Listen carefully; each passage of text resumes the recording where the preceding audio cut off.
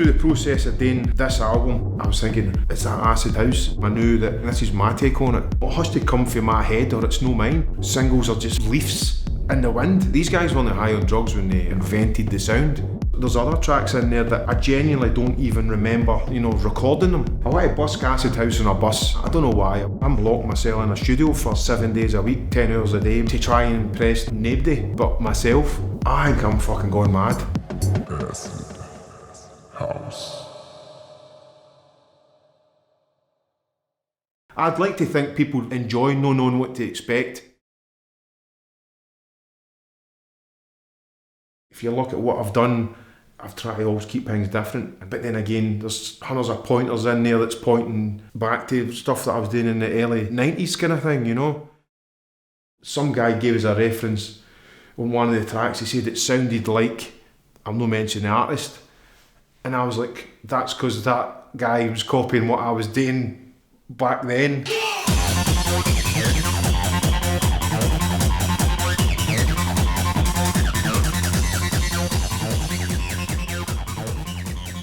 I'm very aware that the fucking crazy days of ultrasonic record sales and public domain record sales, it's nowhere near that.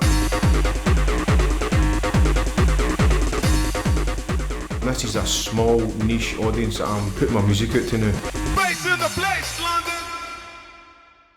This is the original, this is the first one that I got in 1992 or 93 and used it on the early ultrasonic stuff and Brooklyn Boy and Experimental Flux albums. These were designed to be the bass player in the band, which backfired until, the Chicago guys and all that found them in bargain bins for $50.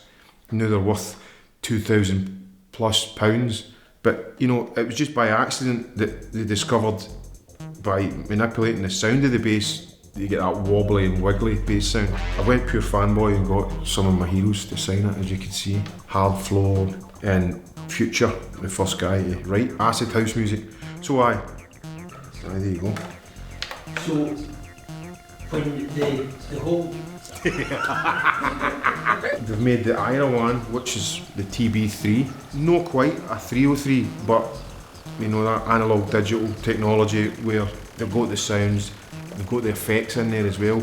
Like touch pads if you want to use that, but you could just do it, you could even step sequence on it, and it just kind of had the sounds with effects, and you could just take it on that wee bit more. Roland re-released the IRA equipment. To be honest, when it first came out, I wasn't interested. I just thought they've tried before and they've failed, and nothing will get that sound of the original TB303. Actually speaking to a couple of people who dipped a toe on it and got it, and them saying it's actually no bad. I then went into the shop, Guitar Digital in Glasgow, to get hands on with it, and straight away I just thought this is actually pretty good.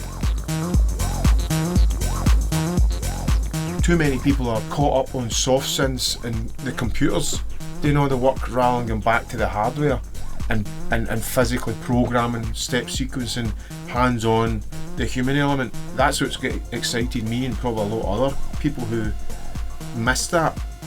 What did they call this? TB3? TB03. And this is even better build quality than the original. The pots are all made for performance, the effects are built in. It's not like an advertisement for Roland, but they got it so right. People who couldn't afford it, always wanted the original, could get one of these and they've basically got everything they need. The thing that excited me about this was you were going back to plugging MIDI leads in and it wasn't the USBs, and then I started thinking, you don't even need a computer, this is amazing. All the stuff you need, and it's just been fixed. It's not as, like even my original 909, 303s, 808s, it is quite temperamental, even in the syncing. But with the new stuff, it was so easy to just sync up using USB and MIDI and tighter. I first integrated it with the computer, but then I quickly realised I could leave the computer behind and solely focus on the original tools and just write it and sequence it on these machines. This is my wee hub, my home studio. This is where I write music. But for this project, I just came away from that. I left that, unplugged all my MIDI keyboards, and I've just focused solely on this setup. The desk that you see here is what I used to record Acid and Eve. I pretty much wrote an album with the computer and the other soft synths, and then I just thought, no, I need to go even back further, and this is just about the drum machines and the bass lines. I kept sort of building it up and then stripping it back down, till then I decided that's it, it's just going to be the machines and nothing else. And then I went real anal, and it was like, no wait, this is the sequencers on board. Each of the boxes is what I'm playing the bass lines on. There's a small sequencer in this as well, which is great, and also all the drums are sequenced, and you're basically stringing sequences together to make songs. And then this is the mixer, this is the hub where everything's running in. There's also loads of onboard effects. The thing I do like about the effects is I think they are modelled on early Roland delays and reverbs, which again just gives you that authenticity. It's only going to be the Roland machines, because I had other wee bits of technology and stuff like the M blip and other wee kind of boxes that I was starting to get my hands on, building that sort of train setup again, and then I just thought, no, I'm just going to focus on the IRA and boutique stuff. So I got the SH01 and the SC02 and just used that, sequencing it live and recording it live. The only reason I did use the computer is to record, to capture. Let's work on the first part of the tune, record that, got it, let's work on the second part, and then that's me got my track.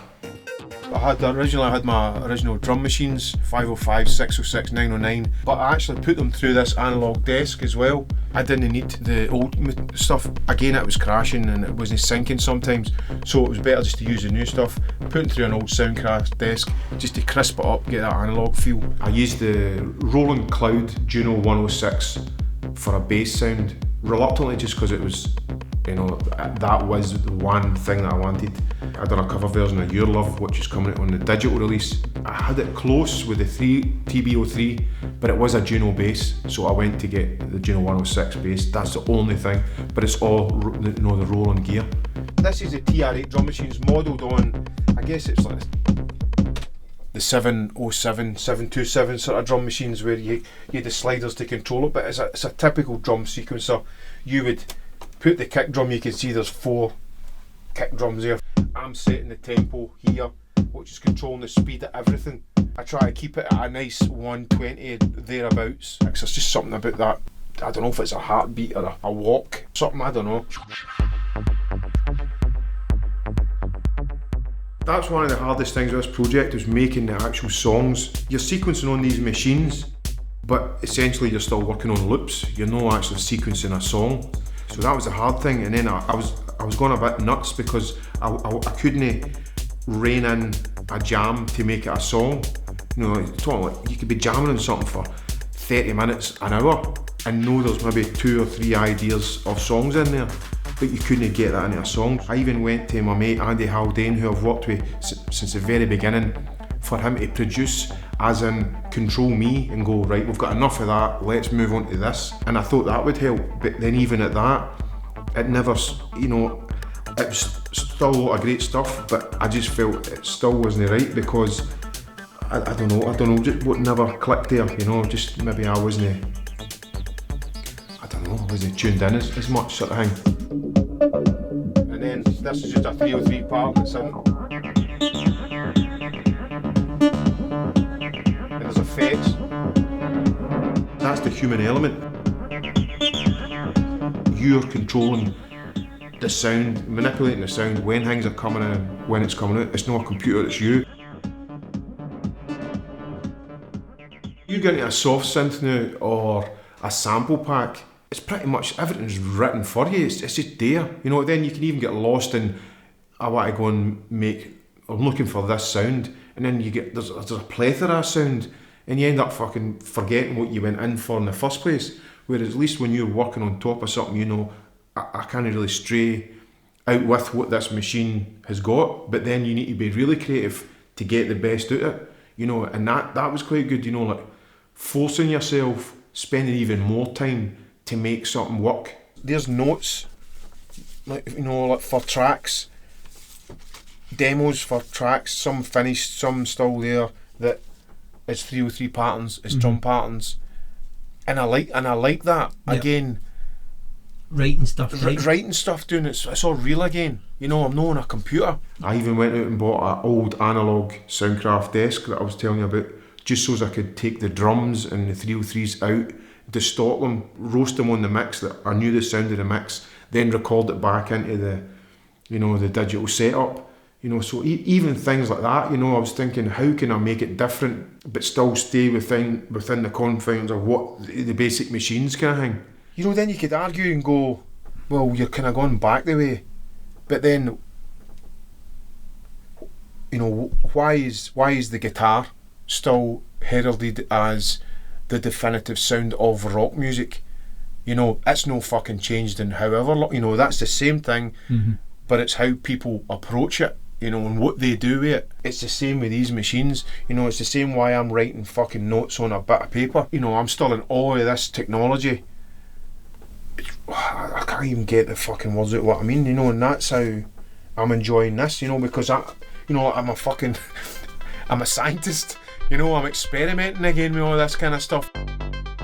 People are buying tracks, you can buy sample packs, you can buy ready-made tunes, everything's too available now, nobody's doing the work.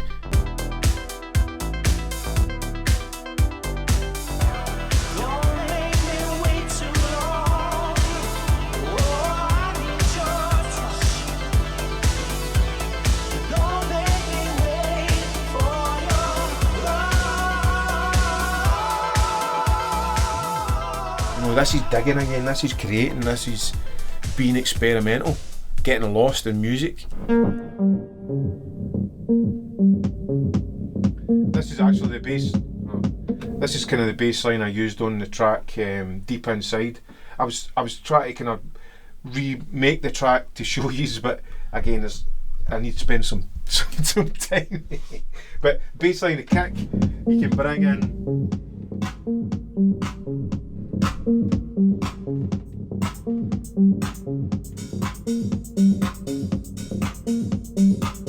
So this album as well has got vocals in it.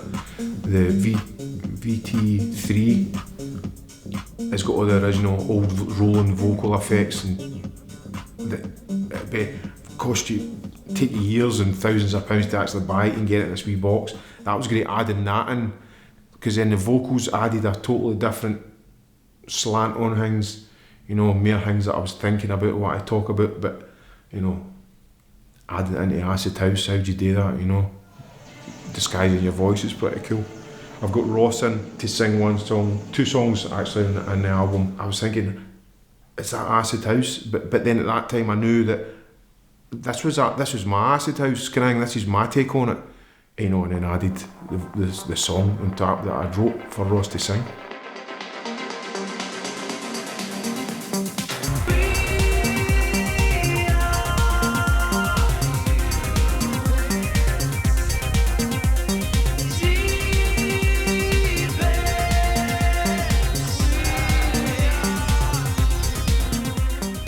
I just thought it would be great to just bridge the gap between the last album and this album, just for anybody that just kind of goes, he's fucking lost it. I had a groove up on a track and I was messing about with the vocals and I thought, no, this could be a sort of song.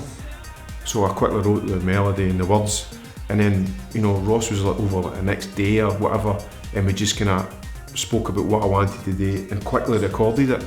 And even like Ross was kind of thinking, oh, that's quite a good groove, but it's no. So it was different again for him as a singer to sing on such raw kind of stuff. I've always worked towards an album. There's always got to be an album somewhere. You know, you can't get a message with a single. Again, I've always tried to make music that's more than just noise. You know, singles, you can't get a message here. An album's a fucking milestone, you know. And I think with my albums, they're my wee fingerprints. Singles are just fucking leaves in the wind, you know. They'll just come and go now, you know. Like somebody's played your tune once, it's forgotten about the next week. It's just the way digital music is.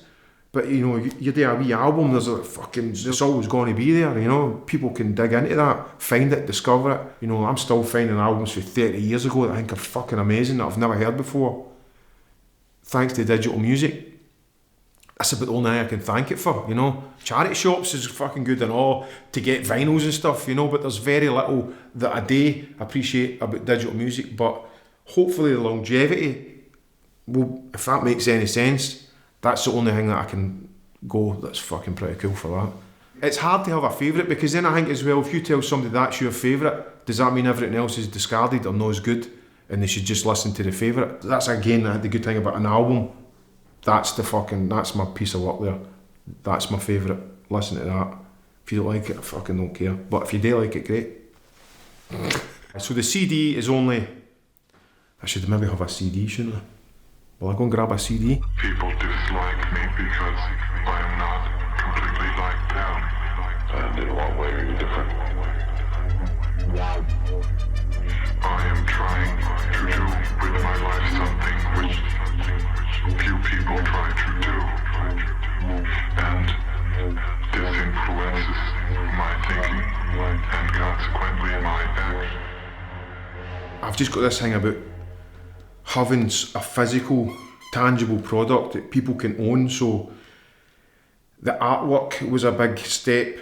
Again, I don't know how long I took out the recording process to write, to paint the artwork for it. I ended up sticking with like three paintings for the artwork, 303 copies, and only that, I just fucking feel as if I'm going mad even talking about it. And sold it for £9. and it was sold for £9.09 as a nod to the drum machine, the TR-909.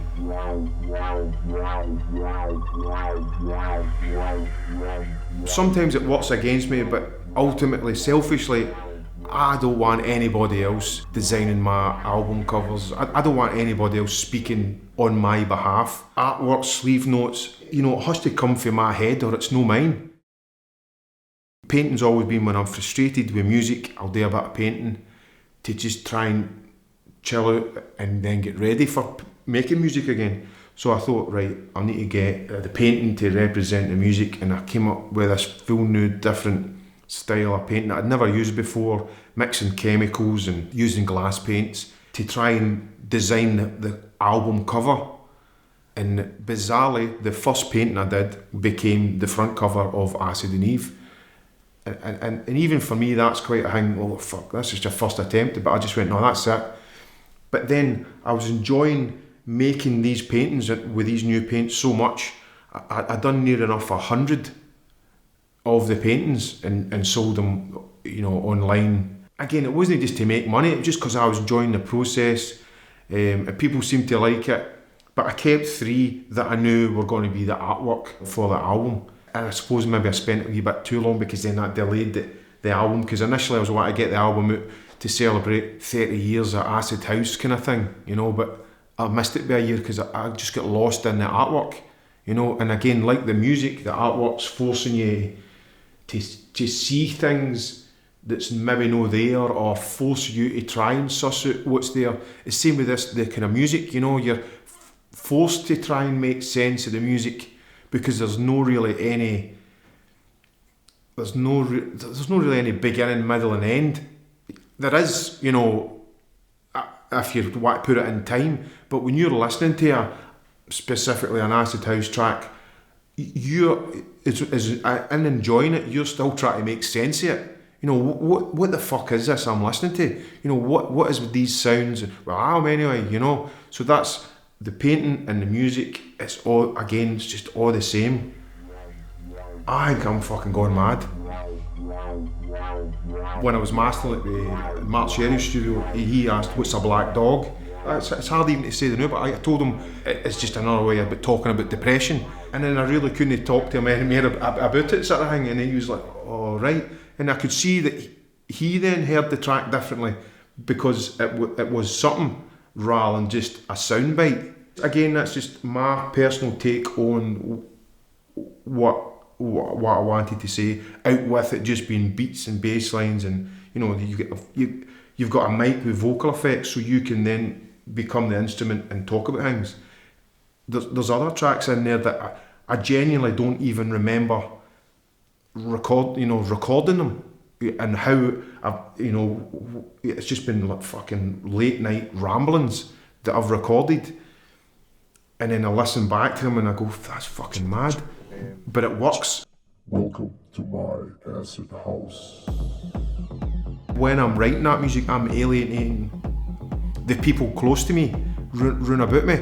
I'm fucking locking myself in a studio for fucking 7 days a week, 10 hours a day, maybe longer, to try and impress my wife and my kids, who I'm alienating myself with, to try and impress nobody but myself. I don't even know what I'm talking about, man, but it's fucking mad.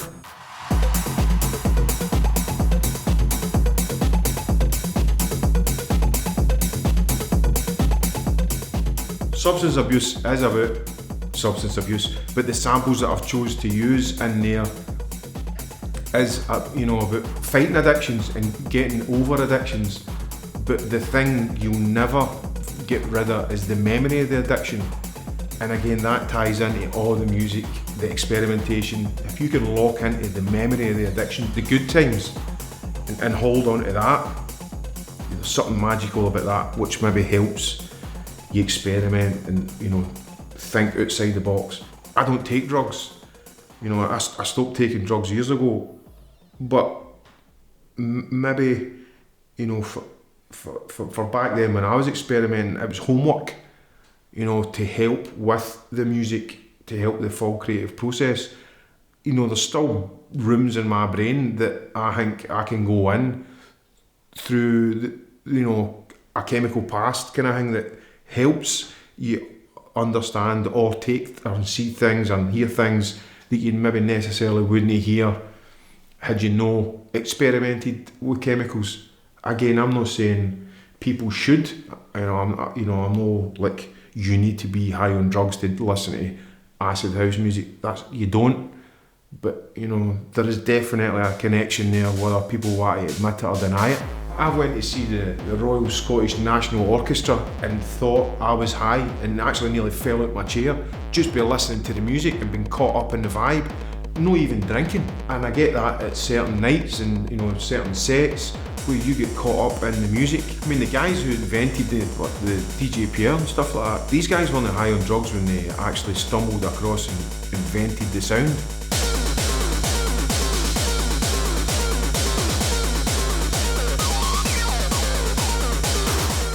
It's quite funny. My wife's Italian.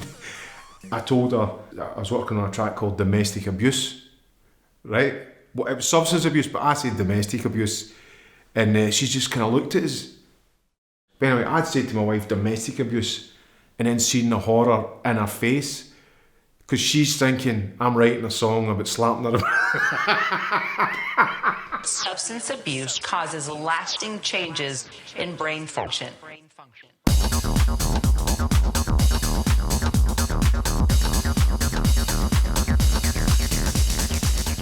Through the process of doing this album, I done a couple of wee live gigs. I busked an acid house set at my friend's shop, 40, in Royal Exchange Square in Glasgow. The initial plans was to busk it outside, because again, for the early 90s, I've always I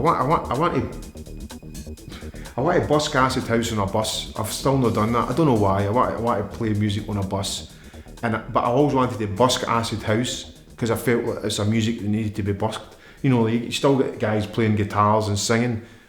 Dance music has never been able to get busked, but being hands-on equipment, you could busk dance music. So to celebrate 30 years acid house, I did that.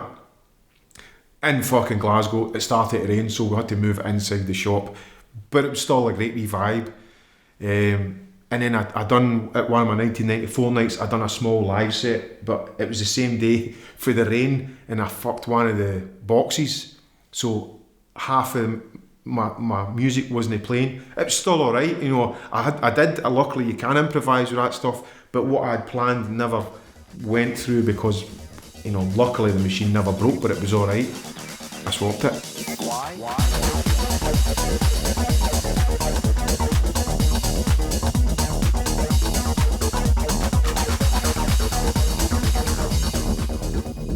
To try and recreate this album live, like I did with computer games, I'm just kind of thinking, is it worth all the work that I would need to do to do it right? Is it what, again, I'm very aware of fucking time running out, and how selfish I have been with time.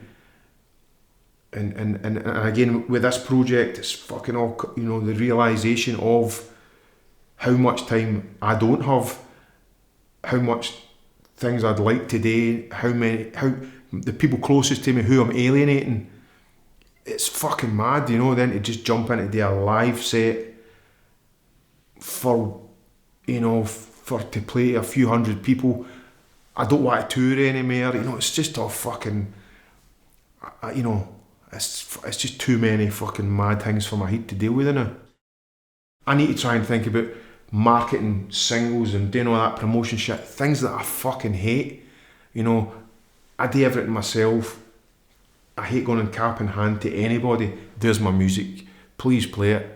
I'm beyond that. I don't, not in an arrogant way, I've just fucking had enough of, this is feel like well back into the early 90s. I quickly thought, I'm not interested if somebody likes my music, a record label or a DJ. If they do, it's a fucking brilliant bonus, but it's never my intention to fucking write something for somebody else.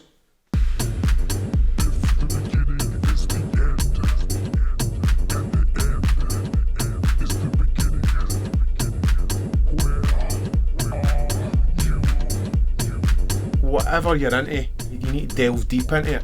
And I definitely think with this project, this album, I've fucking delved deep into the fucking basics of what dance music is. Why I get into it, what excited me about it. Nearly drive myself to the point of, no madness, that's a bit extreme, but nuts with it all kind of thing, like, it's not been healthy at times, but I'm glad I did it, I could have took the easy way and fucking done it on my computer, but I wanted to do it with these machines, and I'm so happy I did.